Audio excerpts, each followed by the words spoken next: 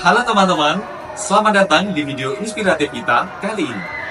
Pendidikan saat ini terus berkembang, dan salah satu pendekatan yang makin digiatkan adalah pembelajaran berdiferensiasi.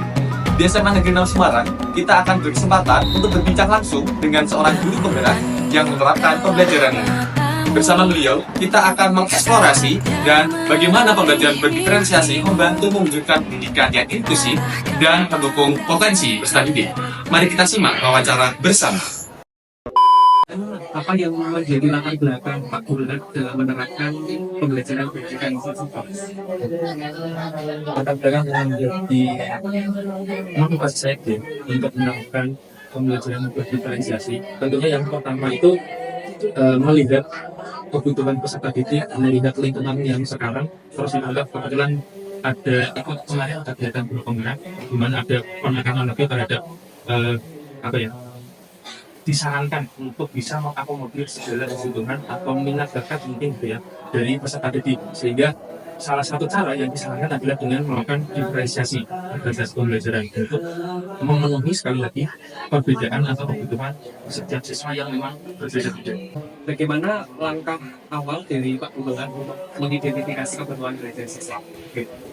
Ada banyak hal atau beberapa alternatif untuk mencari tahu kebutuhan yang berbeda antara satu siswa atau antar kelompok kecil dengan kelompok kecil yang lainnya. Biasanya kalau saya yang pernah saya lakukan itu menggunakan tes awal atau diagnostik awal, punya ke kognitif atau minat bakat juga saya lakukan untuk mengetahui perbedaan kebutuhan yang masing-masing. Kemudian dalam penerapan diferensiasi, adakah strategi atau pendekatan yang digunakan oleh Pak Gulak? Strategi khusus, kalau strategi khusus dalam arti tadi seperti yang ditanyakan di awal-awal tadi terkait dengan metode atau teori yang ada, sepertinya tidak yang saya lakukan. Saya hanya mengikuti naluri saya, menyesuaikan dengan apa yang dibutuhkan oleh si anak tadi peserta didik atau kelompoknya mereka. Jadi menyesuaikan kebutuhan yang berdasarkan apa yang saya lihat atau hasil lihat observasi. Jadi kalau khusus dalam arti seperti teori atau metode yang ada tadi yang sudah ada, sepertinya. Atau kalaupun yang saya lakukan itu ada di metode atau teori yang sudah ada, ya bisa saja. Tapi kalau pertanyaan saya kembali ke pertanyaan tadi, meniatkan secara khusus menggunakan metode A, B, atau C, saya tidak dari situ, tapi sih berangkat dari hasil observasi yang saya lakukan di awal tadi. Kemudian bagaimana Pak Gulak ini menilai keberhasilan strategi yang berkaitan dengan pembelajaran berdiferensiasi yang diterapkan? Keberhasilan.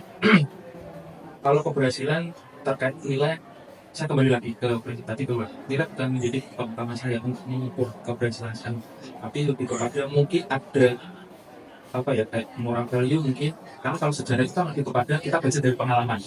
Nah, sehingga apa yang saya sampaikan tolong diambil value-nya saja, diambil sesuatu yang itu memang bisa membuat kalian jadi lebih baik, bukan harus kalian menghafal misal tanggal-tanggal lagi atau pahlawannya dari mana dan sebagainya, bukan berkonteks itu, tapi bagaimana dari pelajaran tadi bisa menginspirasi atau menginstruksikan anak tadi untuk berbuat baik seperti apa yang ada di pelajaran, atau tidak kembali mengulangi kesalahan yang sama yang mungkin pernah dilakukan dalam proses pendidikan atau proses demokrasi dan sebagainya.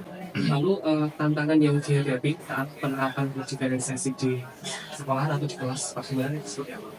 Tantangan berdiferensiasi yang pertama jelas waktu, kemudian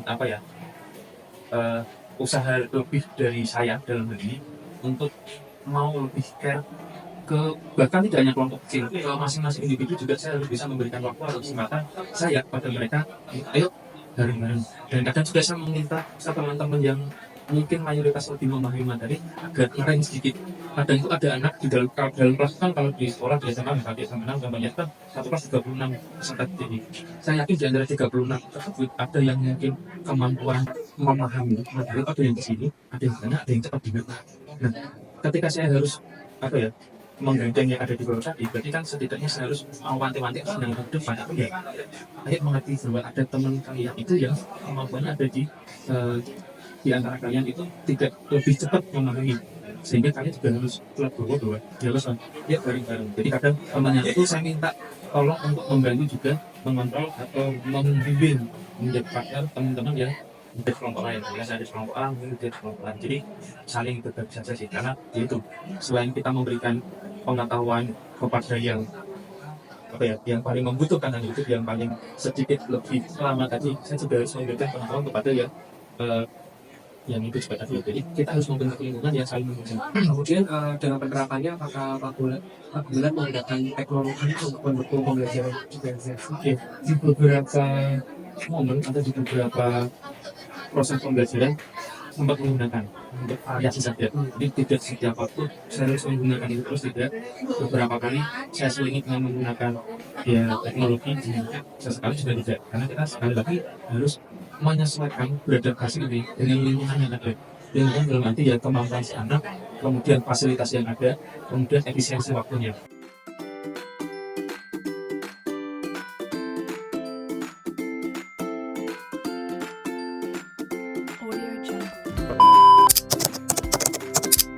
Dari wawancara, disimpulkan bahwa Pak Gumelar menerapkan pembelajaran berdiferensiasi untuk memenuhi kebutuhan beragam siswa didorong oleh pengamatannya, serta program guru penggerak yang diikutinya.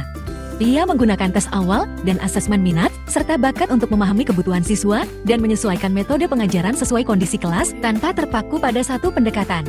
Pak Gumelar menekankan pembelajaran yang berfokus pada pengembangan sikap dan keterampilan hidup, bukan hanya nilai akademik. Tantangan yang dihadapi, seperti perbedaan kecepatan belajar, diatasi dengan menciptakan lingkungan kolaboratif.